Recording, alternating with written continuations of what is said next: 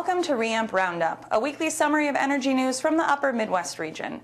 It's the week of December 1st, 2008, and I'm Jenna Hartwig-Wade. An environmental rule which originated in North Dakota is under attack by the outgoing Bush administration, according to the Fargo Forum. Power plants are currently kept away from national parks by measuring spikes in energy usage and their pollution. A less stringent rule from the EPA could pave the way for a new coal plant near Theodore Roosevelt National Park. Terrence Cardong of the Dakota Resource Council said Friday that the new rules would be bad science. 8 of 10 regional EPA administrators have been critical of the new rule as well. An executive of South Dakota's Black Hills Energy says natural gas prices are expected to rise far less dramatically than previously feared, according to the Lawrence, Kansas Journal World. Officials at Black Hills Energy predict a rise of 10 to 15% over a year ago. A Black Hills VP told Lawrence city leaders that a few months ago, the utility expected a rise of up to 40%. The increase could even be lower than 10%. Black Hills has already purchased about 65% of the gas it expects to need this winter at an average price just 6% higher than a year ago. It also cites weather forecasts that predict a less severe winter this year.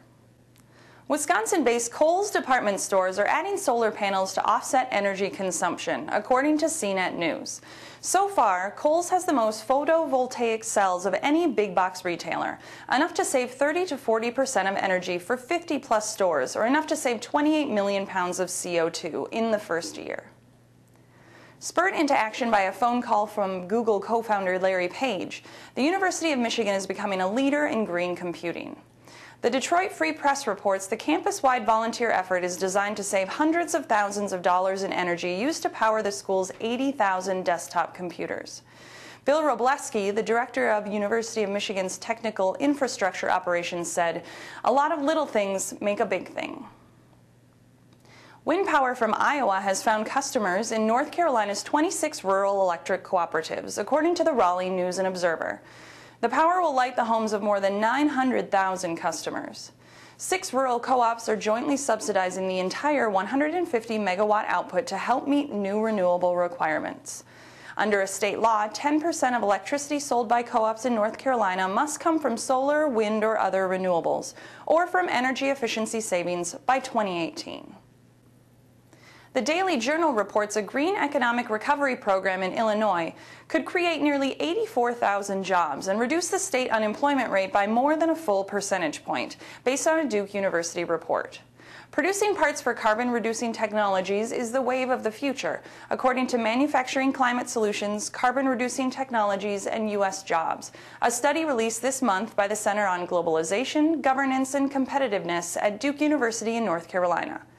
The study identified 5 key green technologies: LED lighting, high-performance windows, auxiliary power units, solar power, and super soil systems, another term for managing hog waste. Minnesotans are finding new ways to light up their holidays. Strings of LED lights are finding their way to more store shelves and more homes. With no filaments that produce heat, LED lights use 80 to 95% less electricity than traditional bulbs. Even homes that limit their lighting to a single tree can save significantly, said Phil Smith with Minnesota's Office of Energy Security to the Star Tribune. Assuming that a household has 500 bulbs on a tree, burning them 5 hours a day for 30 days would cost $24 in electricity for standard C7 bulbs, $2.40 for mini lights, and 24 cents for LEDs. And that's it for this week. For more on these stories and other stories, go to ReAmp.org. From all of us at ReAmp Roundup, thanks for being with us, and please join us next week.